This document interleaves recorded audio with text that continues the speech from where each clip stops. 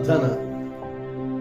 మా స్తుతులకు కారణభూతుడైన దేవా, పరిశుద్ధుడు పరిశుద్ధుడు పరిశుద్ధుడు అయిన తండ్రి, మీ పాదములకు స్తుతులు స్తోత్రములు. మీ ఉన్నతమైన నామమును బట్టి ప్రార్థన చేస్తూ ఘనత మహిమ ప్రభావములు మీకు ఆరోపిస్తూ మీ ప్రేమైనటువంటి చిత్తము ద్వారా మమ్మల్ని నింపి కాపాడమని ఈ 2021వ సంవత్సరంలో మమ్మల్ని ప్రవేశింప చేసిన మీ కృపను బట్టి, మీరు ఇచ్చినటువంటి ఈ మొదటి మాసమును బట్టి మీకు స్తుతులు చెల్లిస్తూ, మమ్మల్ని తండ్రి కాపాడుతున్నటువంటి మీ ప్రేమను బట్టి మీకు స్తుతులు చెల్లిస్తూ ఉన్నాము.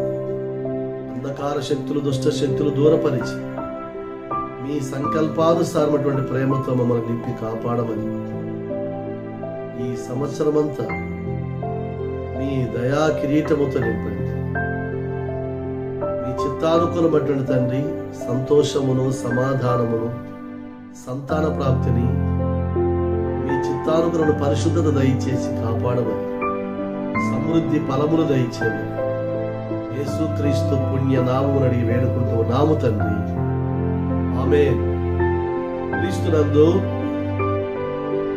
ప్రియా దేవుని సంఘమా, దేవాతి దేవుని నామమున మీ అందరికీ ఈ 2021వ సంవత్సరము జనవరి మాసము మీకు శుభాలు తెలియజేస్తూ ఉన్నాము. దేవుడు మిమ్మలను ఆశీర్వదింప చేయునుగాక. జనవరి అనేటువంటి మాసమునకు పేరు గ్రీకు తాత్వికుల నుండి వచ్చింది. జేవేరు అనేటువంటి దేవతను వారు ఆరాధించేవారు. జేవరు అనేటువంటి దేవత, దానికి అర్థం ఏమిటంటే 2 ముఖములు గలది అనేటువంటి అర్థం. 2 ముఖములు గలది అనగా భూతకాలము, భవిష్యత్ కాలమును, వర్తమానములో ఉన్నటువంటి ప్రజలకు తెలియజేసేటువంటిది. భవిష్యత్ కాలమును తెలియజేసేటువంటి ఆరాధన వారు చేసేటువంటి వారు. అయితే కాలగర్భమున కాల సంవత్సరములు జరుగుతున్న సందర్భములో యేసుక్రీస్తు వారి సువార్త ఆ గ్రీకు తాత్వికుల దగ్గరికి వెళ్ళి దేవుని స్తుతించేటువంటి వారుగా మార్చడానికి కారణమైంది. అందుకనే రోమియులు యేసుక్రీస్తును ఆరాధించేటువంటి గ్రీకు తాత్వికులుగా మార్చబడ్డారు. అయితే ఇప్పుడు మనం తెలియజేస్తున్నటువంటి అంశం ఏమిటంటే ప్రార్థన అనగా దేవునితో మాట్లాడుట. ఈ సంవత్సరం అంతా నీ స్నేహితులతోటి లేక నీ ఇరుగు పొరుగు వారితో సంభాషణ ఎలాగూ చేస్తున్నావో అది మంచిదైతే నీకు మేలు జరుగుతుంది. ఆ సంభాషణలో ఏదేని ఒకవేళ పొరపాటు జరిగితే వైరాగ్యం జరుగుతుంది. అంటే స్నేహితుల వలన వైరాగ్యము, కుటుంబ సభ్యుల వలన వైరాగ్యము సంభవించే సందర్భాలు ఉంటూ ఉన్నవి. అయితే దేవునితో మాట్లాడితే నీకు బలము, పరిశుద్ధత, మారు మనసు, పాప క్షమాపణ, సమాధానము, నెమ్మది, శాంతి, సమృద్ధి ఫలములు నీ జీవితానికి అనుగ్రహింపబడుతూ ఉన్నవి. నీవు ఏది కోరుకుంటే అది దేవుడిచ్చేటువంటి వాడు. ఈనాడు మనం అధికారుల దగ్గరికి వెళ్ళి ఈ సంవత్సరం అనేక పనులు చేయించుకోవడానికి ఇష్టపడతా ఉంటాం. కానీ పరమ అధికారైనటువంటి దేవుని దగ్గర నీ విన్నపాలు విన్నవించుకుంటే ఈ సంవత్సరంలో నీ జీవితంలో అన్ని మేలులే జరుగుతూ ఉంటాయి. ఆ జరగడానికి నీ యొక్క విశ్వాసము, నువ్వు నమ్మినటువంటి యేసుక్రీస్తు ఉన్నటువంటి నిరీక్షణ నీకు ఫలితాన్ని ఇస్తూ ఉంది. నేటి అంశ భాగములో మనం ఒక భక్తుని గుర్తు చేసుకుంటూ ఉన్నాం. ఆ భక్తుని పేరు హబక్కూకు అనేటువంటి మాట. హబక్కూకు అనగా హత్తుకొనుట లేక కౌగలించుకొనుట అనేటువంటి అర్థం. ఈ మాట ఏ ధాతువు నుండి వచ్చిందంటే అంబాకాం అనేటువంటి ధాతువు నుండి ఈ మాట వచ్చింది. అంబాకాం అనగా పట్టుదల లేక పట్టుకొనుట, దేవుని కౌగిలించుకునేటువంటి మాటను మనం చూస్తూ ఉన్నాం. ఎప్పుడైతే దేవుని కౌగిలిలో మనం ఉంటామో దేవుని యొక్క స్పర్శను మనం కలిగి ఉంటాం. దేవునికి మన స్పర్శ తెలుస్తూ ఉంటుంది. తండ్రికి బిడ్డ, తల్లికి బిడ్డ యొక్క స్పర్శలు తెలుస్తూ ఉంటాయి. అలాగనే దేవునికి మన స్పర్శ, మన ప్రేమ తెలియజేయబడాలంటే దేవాతి దేవుని యొక్క నామములో 2 దేశాల యొక్క విముక్తిని గురించి దేవుని హత్తుకుని ప్రార్థించినటువంటి వాడు హబక్కూకు. ఈయన ఇర్మియా కాలంలో సమకాలీకుడైనప్పటికీ ప్రవక్తలలో 8వ ప్రవక్త. ఈ ప్రవక్త నినివే పట్టణము యొక్క వినాశనం జరుగుతూ ఉంటే, యూదా జనము యొక్క నాశనము జరుగుతూ ఉంటే, ఆ నాశనము నుండి ఆ దేశములను కాపాడమని, వారి యొక్క స్థితిగతులు ఎలాగూ ఎడారి జీవితముగా ఉన్నదో ఆ జీవితముగా మా జీవితం ఉండకుండా ఆ దేశములను మీరు కాపాడినట్టుగానే మమ్ములను కూడా కాపాడు ప్రభువారిని ఎన్ని కష్టాలు, బాధలు, వేదన, దుఃఖము, చింత వచ్చినా దేవుని దగ్గర ఆయన ప్రార్థించి అనేక విజయాలు పొందాడు. అందుకనే 3 అంశాలుగా మనం ఈ మాటను తెలియచేసుకొనక ముందు హబక్కు గ్రంథములో ఉన్నటువంటి 3వ అధ్యాయంలో ఉన్నటువంటి మాటలు మనం చూస్తూ ఉన్నాము. ఏమని వ్రాయబడింది అంటే, హబక్కూకు అనేటువంటి భక్తుడు ప్రార్థన చేస్తూ అంటున్నటువంటి మాట, ప్రవక్తయగు హబక్కూకు చేసిన ప్రార్థన వాద్యములతో పాడదగినది అని వ్రాస్తూ ఈ 3వ అధ్యాయము కీర్తనగా ఉన్నదన్నమాట. దేవునికి తన సంకీర్తన తెలియచేస్తున్నాడు. తన వేదన, దుఃఖము, బాధ అన్ని తెలియచేస్తూ, ఈ బాధలో కూడా నీవే నా బలమయ్యున్నావు, నీవే నాకు సంతోషం ఇచ్చేటువంటి వాడవు, నీ దగ్గరే నాకు రక్షణ దొరుకుతూ ఉందని భక్తుడు ప్రార్థన చేస్తూ ఉన్నాడు. ఆ ప్రార్థనలో 3 అంశాలు మనం ఈ సమయంలో జ్ఞాపకం చేసుకుంటూ ఉన్నాము. 1, దేవుని నామమున ప్రార్థన, అనగా ప్రత్యుత్తరం ఇచ్చేటువంటి దేవునికి ప్రార్థన. 2వది క్రీస్తు నామమున ప్రార్థన, క్రీస్తు నామమున ప్రార్థన. 3వది సార్థకమైన ప్రార్థన, సార్థకత అనగా ఫలవంతమైనటువంటి ప్రార్థన. ఈ 3 విషయాలు తెలియజేస్తూ ఉన్నాము. భక్తుడు ప్రార్థన చేస్తూ అంటున్నటువంటి మాటలో మనం చూస్తే, లోకుల బాధలన్నీ కూడా నీకు తెలియకుండా లేవు ప్రభువా అని ప్రజల పక్షమున భక్తుడు ప్రార్థన చేస్తూ ఉన్నాడు. కీర్తన గ్రంథము 10వ కీర్తన 17వ వచనములో చూస్తే ఇక్కడ చాలా శ్రేష్టమైన మాట మనకు తెలియచేస్తూ భక్తుడు ప్రార్థిస్తున్నాడు. ఏమని? యెహోవా లోకులు అనేటువంటి మాట వాడుతూ అంటున్నటువంటి మాట ఏమిటి? ఆ మాట అంటే, లోకులు ఇక భయకారకులు కాకుండానట్లు. ఎంత శ్రేష్టమైన మాట! నీ వాక్కును విని మేము భయపడుచున్నాము అంటే, దేవుని యొక్క ఉగ్రతకు మానవుడు భయపడుతూ ఉన్నాడు.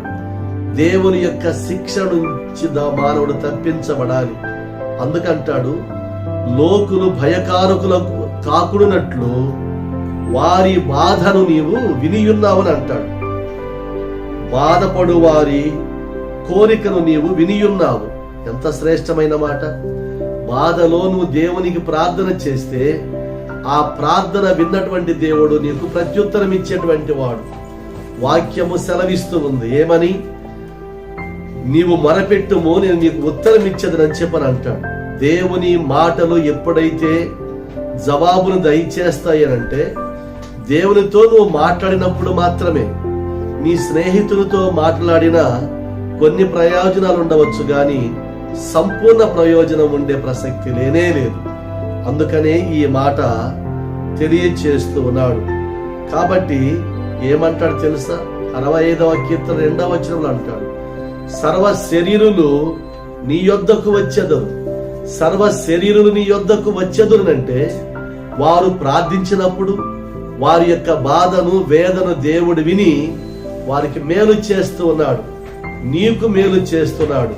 ఇక్కడ సర్వ శరీరులు అంటే భూప్రపంచ మానవులందరూ కూడా ఉనికిని తెలియజేస్తుంది. కానీ సర్వశరీరులైనటువంటి మాట మనం కొంచెం దగ్గరగా ఆలోచన చేస్తే, మన కుటుంబంలో ఉన్నటువంటి ప్రజలందరూ దేవుని యొక్క బిడ్డలు.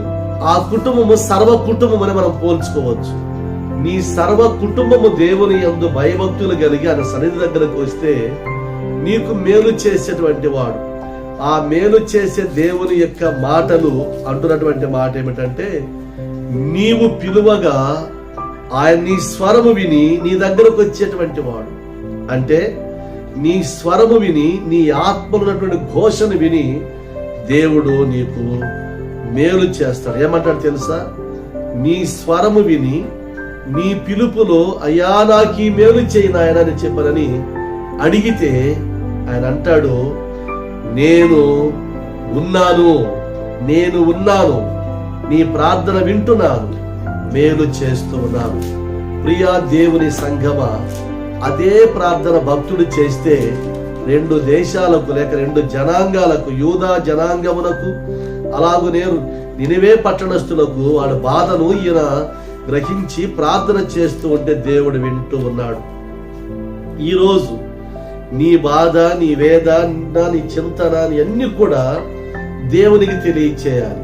అది కుటుంబపరమైనటువంటి పిల్లల ద్వారా గాని, తల్లిదండ్రుల ద్వారా గాని, ఇరుగు పొరుగు వారి ద్వారా వచ్చేటువంటి ప్రతి సమస్యకు దేవుని దగ్గర నువ్వు దాన్ని తెలియచేస్తూ ఉంటే, మోకాళ్ళు వంచి ప్రార్థిస్తూ ఉంటే ఆ ఫలితము నువ్వు అనుభవిస్తావు. ఎందుకంటే ఆయన జవాబిచ్చేటువంటి వాడు.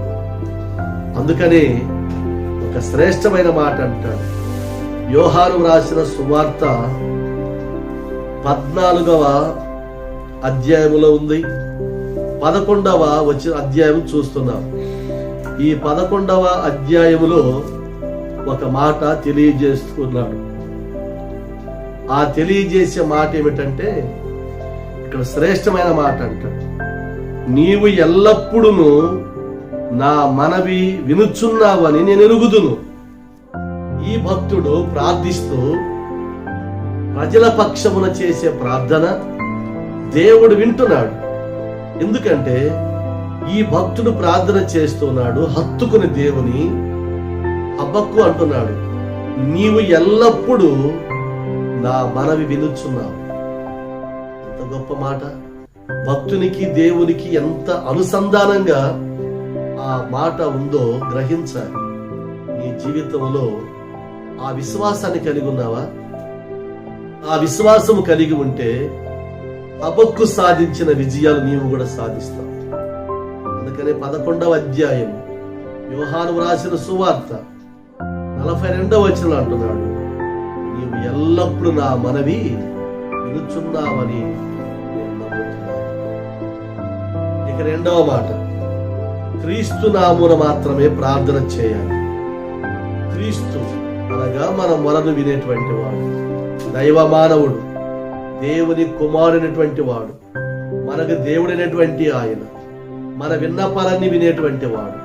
మన విన్నపాలేమిటి? అవి నీ కుటుంబ కష్టాలు, బాధలు, వేదనలు కావచ్చు, లేక దేశ బాధలు, ఇబ్బందులు కావచ్చు, రాష్ట్ర ఇబ్బందులు, బాధలు కావచ్చు. వాటిని నువ్వు దేవునికి తెలియచేస్తూ ఉంటే ప్రజల పక్షమున, కుటుంబ పక్షమున నువ్వు చేసే ప్రార్థన యేసుక్రీస్తు వారు వింటూ ఉన్నారు. అందుకని యోహాను రాసిన సువార్త 14వ అధ్యాయం 13వ వచనంలో అంటున్నటువంటి మాట, మీరు నా నామమును బట్టి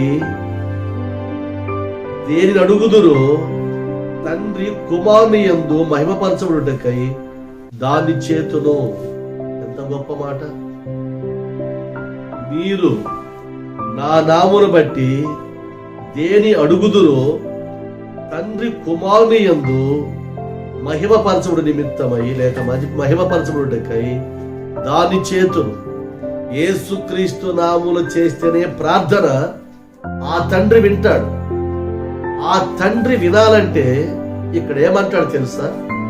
యెహోవా సంవత్సరములు జరుగుచూ ఉండగా నీ కార్యము నూతన పరచుము. యెహోవా సంవత్సరములు జరుగుచూ ఉండగా వాటిని నాకు తెలియచేయమని అంటాడు. అంటే దేవాతి దేవుని యొక్క నామములో నువ్వు చేసే ప్రార్థన ఏ నామమును చేయాలి?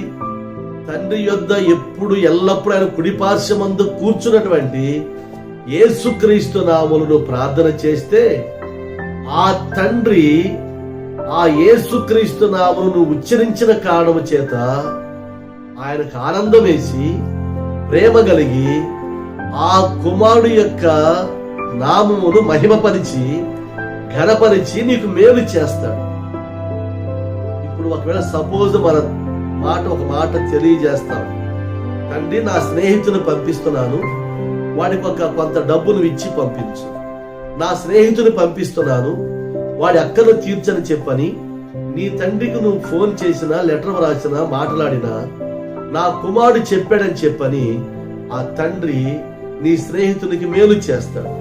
అలాగనే యేసుక్రీస్తు నామములో ఆ ప్రజల యొక్క సంక్షేమాన్ని బట్టి హబక్కూకు ప్రార్థన చేస్తూ అంటున్నాడు, నీ నామమందు, యేసుక్రీస్తు నామమందు చేసిన ప్రార్థన వలన తండ్రి మహిమపరచబడేటువంటి కార్యాన్ని నీ కుటుంబంలో చేస్తాడు. నీకు మేలు జరిగిందంటే అది దేవుని మహిమార్థమై జరుగుతుంది అనే సత్యాన్ని నువ్వు గ్రహించాలి. అందుకే అంటాడు ఇక్కడ ఈ ప్రార్థన చేసేటప్పుడు 99వ కీర్తనలో 6వ వచనం అంటాడు, ఏమని? తండ్రి, ఆనాడు ఇశ్రాయేలు జనాంగమునకు విడుదల కలిగించే సమయాన మోషే అహరోను చేసిన ప్రార్థనలో సమూయేలు కూడా ఉన్నాడు. మోషే అనగా నీళ్లు, అహరోను అనగా పౌరుషము గలవాడు, లేక దేవుని యొక్క నామంలో అభివృద్ధి చెందినటువంటి వాడు, దేవుని యొక్క చిత్తము ఎరిగినటువంటి వాడు, ఆలకించేటువంటి వాడు. ఈ ఆంధ్రేయ ప్రార్థన చేశాడు, ఇశ్రాయేలు జనాంగమునకు మన్నా ఆహారమును ఇచ్చాడు.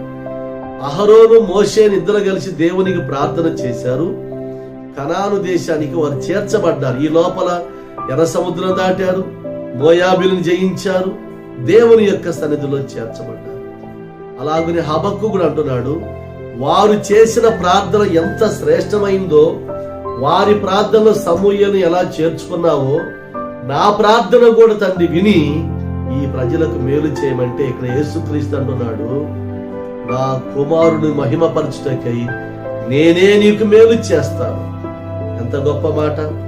14వ వచనం అంటాడు మళ్ళీ, మీరు నన్ను, చాలా శ్రేష్టమైన మాట, నా నామమును బట్టి మీరు నన్ను ఏమి అడిగినను నేను చేస్తాను. వాస్తవమే, యేసుక్రీస్తును అడిగారు ప్రజలు, మా పాపములు తీసివేయి, మాకు రక్షణ దయచేయము, మేము సాతాను బంధకాలను తప్పించేటువంటి భాగ్యము దయచేయమంటే, సాతాను మనిషి మీద దాడి చేస్తున్నప్పుడు, సాతాను మానవుని చంపడానికి ప్రయత్నం చేస్తూ ఉంటే, ఇలా అనేక జబ్బులు కలుగు చేసి చంపేస్తూ ఉంటే ఆ సాతానును దేవుడు జయించాడు. మనుషుల పక్షమును యుద్ధము చేశాడు ఆయన. అందుకంటాడు, సాతానా నీ విజయం ఎక్కడా అని చెప్పని అంటాడు. కాబట్టి ఈనాడు మనందరము కూడా కరోనా సమస్య నుండి, అనేక ఆర్థిక ఇబ్బందుల నుండి, అనేక చిన్న చిన్న జబ్బుల నుండి మనం తప్పించబడుతున్నామంటే దేవుని యొక్క మహాకృప. 2020వ సంవత్సరం కఠిన దినాలు రాకూడదని చెప్పిన మనము 21లో ప్రవేశించి దేవుని అడుగుతున్నాము. అందుకంటాడు ఇక్కడ, నా నామున మీరు ఏమడిగినను నేను చేస్తాను. ఎంత గొప్ప భాగ్యం మనకి! అదే 15వ అధ్యాయం అంటాడు, యేసుక్రీస్తు నామున ప్రార్థన. 15వ అధ్యాయము యోహాను రాసిన సువార్త 16వ వచనం అంటున్నటువంటి మాట, మీరు నన్ను ఏర్పరచుకొనలేదు, మీరు నా పేరట తండ్రిని ఏమి అడుగుదురో అవి ఆయన, లేక అది ఆయన మీకు అనుగ్రహించినట్లు మీరు వెళ్ళి ఫలించుటకును మీ ఫలము నిలిచియునుటకును నేను మిమ్మును ఏర్పరచుకొని నియమించి తిని. ఎంత శ్రేష్టమైన మాట! దేవుని ఫలాలు ఎవరికి నియమించాడో, దేవుని ఎవరు అడిగారో వారికి ఆ ఫలాలు దేవుడిచ్చేస్తున్నాడు. ఈ సంవత్సరం నువ్వు దేవుని దగ్గర ఏమి వరములు అడుగుతున్నావో ఆ వరములన్నీ దేవుడు నీకు ఇస్తున్నాడు. ఎందుకంటే ఎవరైతే అడుగుతున్నారో వారికే ఆ ఫలితం దక్కుతుంది. ఎవరైతే అడగరో వారికి ఆ ఫలితం దక్కే ప్రసక్తి లేదు. ఎందుకంటే ఎవరైతే ఒక కలెక్టర్ గారికి, ఒక న్యాయాధిపతికి, ఒక అధికారులకు, ఒక రక్షక భటులకు ఎప్పుడైతే మన విన్నపాలు తెలియజేస్తామో వారు వారి వారి యొక్క స్థితిగతులలో మన విన్నపాలు విని మనకే మేలు చేస్తారు. మన మేలు ఇంకొకరికి ఇచ్చేవారు కాదు. దేవుడు కూడా మన మేలు ఇంకొకరికి ఇచ్చేవాడు కాదు. అడిగిన వారికి దేవుడు అనుగ్రహింప చేసేటువంటి ఆ నామము ఈ సంవత్సరం నువ్వు కలిగి ఉంటే హబక్కూకు అలాగునే దేవుని నామం కలిగి ఉన్నాడు. ఆ కలిగి ఉన్నటువంటి యేసుక్రీస్తు అంటున్నటువంటి మాట, ఆ ఇశ్రాయేలు ప్రజల కొరకు ఏమి చేసావనంటే మనందరి నిమిత్తము దేవుడు మన పాప శిక్ష నుండి తప్పించడానికి ఆయన శిలువ మీద శిక్ష అనుభవించారు. అందుకనే అంటున్నటువంటి మాట 24వ వచనములో ఇదే అధ్యాయములు అంటాడు, ఎవడును చేయని క్రియలు నేను వారి మధ్య చేయకుండి అన్న ఎడల వారికి పాపము లేకపోవు. ఇప్పుడైతే వారు నన్నును నా తండ్రిని చూచి ద్వేషించి ఉన్నారు. ప్రియా దేవుని సంఘం, ఎవడును చేయని క్రియలు నేను వారి మధ్య చేయకుండిన ఎడల వారికి పాపము లేకపోవును. దేవుడు మన పాపమును తీసివేయడానికి శిక్ష అనుభవిస్తున్నాడు అంటాడు కదా. నేను చేస్తున్నాను, విమోచన క్రియ చేస్తున్నాను. ఈ సంవత్సరం మనందరి పాపముల నిమిత్తం శిక్ష అనుభవించిన దేవుడు నిన్ను నన్ను కాపాడడానికి ఆయన ప్రయత్నించాడు. అదే 16వ అధ్యాయం 26వ వచనంలో చూస్తే ఇక్కడ ఏమంటాడు తెలుసా? చాలా శ్రేష్టమైన మాట అంటాడు, ఆ దినమప్పుడు నేను మీ ప్రార్థన వింటానంట. ఆ దినం అనగా రెండవ రాకడకు సిద్ధపాటు కలిగి ఉండాలి. లేక నువ్వు జీవించిన కాలానికి మరణం ఎప్పుడు సంభవిస్తుందో తెలియదు. ఆ సంభవించబోయే సమయానికి పరలోక రాజ్యమునకు నువ్వు సిద్ధపడేటువంటి విశ్వాస జీవితం కలిగి ఉండాలి. ఆ కలిగి ఉన్నటువంటి నీకు ఆ దినమందు దేవుడు నీ ప్రార్థన విని నీకు పరలోక రాజ్యం ఇస్తాడు. ఇక 3వ మాట, సార్థకమైన ప్రార్థన. ఈ నినివే పట్టణస్థులకు, యూదా జనాంగానికి పరలోక రాజ్యానికి ఎలాగూ వారసులుగా చేశాడో ఈ భక్తుడు ఎలాగూ ప్రార్థన చేస్తున్నాడంటే, నేను చేసిన ప్రార్థన ప్రతిఫలం ఇచ్చేటువంటి ఓ దేవా, నువ్వు చేసిన మేలుకు స్తుతులయ్యా అని సార్థకతమైనటువంటి ప్రార్థన, సార్థకమైన ప్రార్థన, ఫలితం పొందిన ప్రార్థన అంటాడు ఇక్కడ. ప్రకటన గ్రంథము 5వ అధ్యాయము 8వ వచనములో ఒక మాట, 6వ అధ్యాయము 10వ వచనములో ఒక మాట. ప్రకటన గ్రంథము 5వ అధ్యాయము 8వ వచనం, 6వ అధ్యాయము 10వ వచనములో ఒక మాట అంటాడు, ప్రతిదండన చేయకయు ఉందువని బిగ్గరగా కేకలు వేసిరి. దేవుడు మనకి ఏ శిక్షా విధి లేదు. రోమాపత్రిక 8 మొదట్లో అంటాడు, కాబట్టి క్రీస్తునందున్న వారికి ఏ శిక్షా విధి లేదు అంటాడు కదా. 6వ అధ్యాయం 10వ వచనములో ప్రతిదండన చేయుటకు చేయకుందువని అని బిగ్గరగా కేకలు వేస్తే దేవుడు ఆ శిక్ష నుంచి తప్పించాడు. అదే మాట అంటాడు, భక్తులు చేసిన ప్రార్థన దేవుడు ఆలకించువారు. 8వ అధ్యాయము 4వ వచనం అంటాడు, అప్పుడు ఆ ధూప ద్రవ్యముల పొగ పరిశుద్ధుల ప్రార్థనలతో కలిసి దూత చేతుల నుండి పైకి లేచి దేవుని సన్నిధి చేరెను. నీ ప్రార్థన దేవుని సన్నిధికి చేరుతుంది. ఎలాగూ చేరుతుందంటే, చేరుతుందో లేదన్నటువంటి డౌట్ నీకు ఉంటుంది, అనుమానం. అంటాడు, ఒక పొగ ఆవిరైపోయి మబ్బులో కలిసిపోతుంది. మంచు ప్రకృతిలో ఆవిరైపోయి చెట్ల మీద ఫలితాన్ని ఇస్తూ ఉంది, రక్షణ ఇస్తుంది, ఫలాలు ఇస్తూ ఉంది. ఇక్కడ అంటాడు, నీ ప్రార్థన దేవదూతల యొక్క స్థితిని తెలియజేస్తుంది. అందుకని సాంబ్రాణి బోళము అక్కడ వాళ్ళు వేసినప్పుడు ఆ సాంబ్రాణి బోళము యొక్క పొగ ఆ బెత్లెహేములో పశువుల పాకను కూడా అది దాటుకొని ఆకాశమునకు ఆ సువాసన దేవుని సన్నిధికి చేరింది. అలాగనే దేవుని యొక్క నామంలో దూతలు చేసిన ప్రార్థనలో నీ ప్రార్థన కూడా కలిసిపోతుంది. అప్పుడు ఆ దూతలు ఆ చేతిలో నుండి పైకి లేచి దేవుని సన్నిధికి నీ ప్రార్థన తీసుకువెళ్తున్నాయి.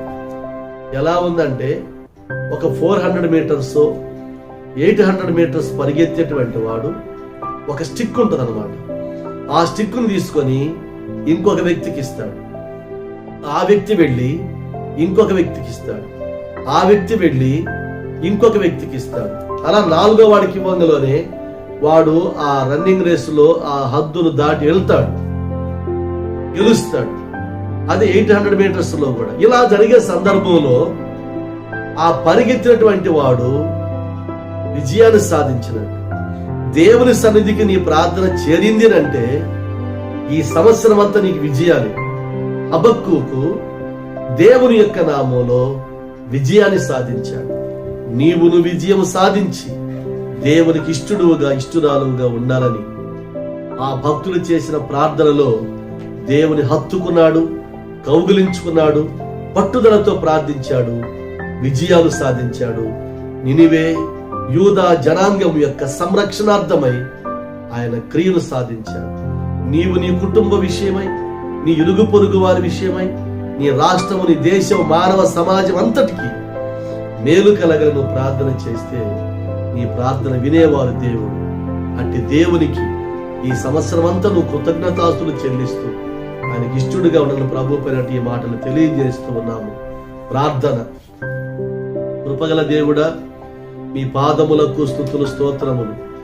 చెప్పబడిన వాక్యం ఫలింపు చేయమని మా నాయన ప్రధానిని, మా ముఖ్యమంత్రిని, న్యాయాధిపతులను, వైద్యులను, సైంటిస్టులను, రక్షక సైన్యమును, పారిశుద్ధ్య కార్మికులను, మానవ సమాజమును మీరు కాపాడండి. ఈ కరోనా బ్యాక్టీరియా నుండి తప్పించండి. ఈ సంవత్సరం తండ్రి మరి విపరీతమైనటువంటి 2వ స్టేజీలోకి వెళ్తున్న పరిస్థితుల్లో వ్యాక్సిన్ తయారైంది.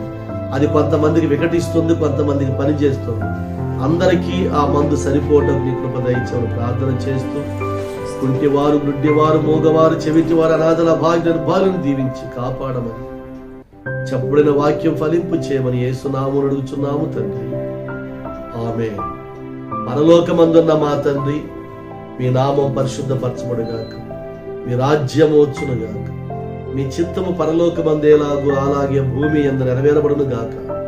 మాకు కావలసిన దినాహారమును మాకు దయచేయండి. మా రుణస్తులను మేము క్షమించిన ప్రకారం రుణమును క్షమించండి.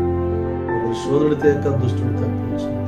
రాజ్యము, బలము, మహిమ నిరంతరము మీరయ్యున్నారు తండ్రి. ఆమేన్. పరమ తండ్రి దేవుని ప్రేమ, రక్షకుడైన యేసుక్రీస్తు కృప, పరిశుద్ధాత్మ దీవెనలు సదా మీకు తోడి నడిపించును గాక. ఆమేన్. మీ అందరికీ శుభము. నూతన సంవత్సర శుభాకాంక్షలు.